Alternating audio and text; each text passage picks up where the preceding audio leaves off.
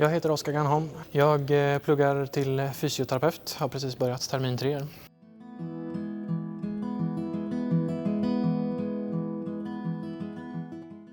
Ja, egentligen bara hört tidigare om att medicinska fakulteten på LiU har liksom så PBL och det ska vara väldigt speciellt. Men jag har aldrig riktigt förstått vad det har varit så förrän man började. Ja, det var ju lite knepigt självklart. Man ska ju sätta sig in i ett helt nytt tänkande för att under hela studieperioden tidigare, alltså grundskola, gymnasie, så har man ju alltid blivit matad med kunskap. Nu blir det mer, okej, vad behöver jag kunna för det här specifika scenariot till exempel. Vilket ju blir lite svårt, för då måste man ju ta eget ansvar helt plötsligt. Vad vill jag kunna om det här? Hur vill jag rikta in mig på det? Och det blir ju helt klart omställning. Men det har ju funkat bra hittills.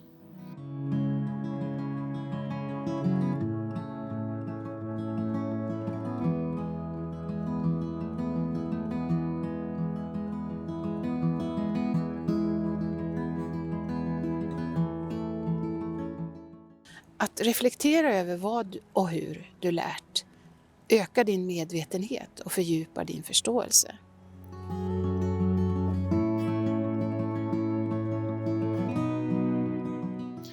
Reflektion blir ju en stor del av lärandet för att man kan ju inte lära sig någonting utan att använda det. Alltså i alla fall på universitetet så måste man ju applicera sin kunskap på någonting. Och det är inte förrän man har funderat på vad man faktiskt kan som man också kan veta hur man applicerar det. Det hade jag svårt med i början för att tidigare så blir det alltid så att man matas med information, man förväntas kunna det och sen så är det ingen som följer upp på det. Hela vikten i att man lär sig någonting är att man ska bli en så bra yrkesperson som möjligt. I mitt fall då fysioterapeut. Jag lär mig inte saker för att bli godkänd på tentor utan jag lär mig saker för att bli en så bra fysioterapeut som möjligt. Så just det här att reflektera över kunskapen blir ju central i att liksom förstå vad har jag faktiskt lärt mig nu.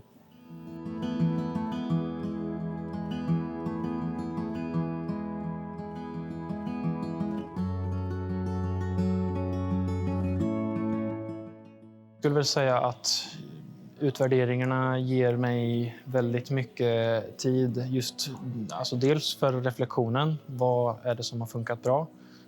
Dels så är det ju lite också gynnsamt för planeringen. Vad behöver jag lägga upp framöver för att det ska funka med hela utbildningen liksom? Och det blir man ju bättre och bättre på under tiden. Både planering och utvärderingsdelen liksom.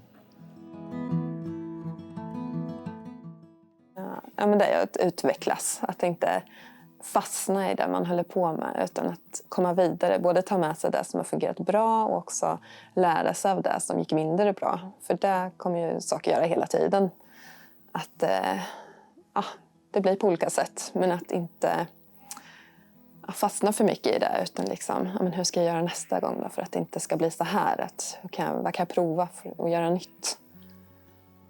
Så det tycker jag är jätteviktigt och det har jag verkligen haft användning av i arbetslivet.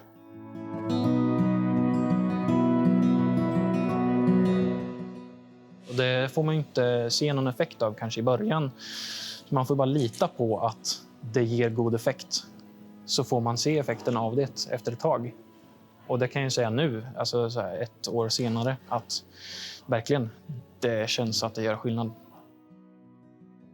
Precis som Oskar säger är reflektion och utvärdering ett viktigt stöd för ditt lärande och för att förstå din kunskap ur ett helhetsperspektiv. Som till exempel att du genom reflektion får syn på vad du kan och vad det innebär rent praktiskt när du möter en patient eller klient. Hur du ska använda och anpassa din kunskap så att säga. Syftet med att reflektera och utvärdera regelbundet är att ge dig goda förutsättningar att utvecklas och aktivt föra lärandet framåt. Genom regelbunden reflektion och utvärdering blir du medveten om vad du eller ni som grupp gör bra, liksom vad som kan göras annorlunda för att studierna och samarbetet ska fungera ännu bättre. Det är i sin tur en förmåga du kan ta med dig in i arbetslivet som stöd för det livslånga lärandet.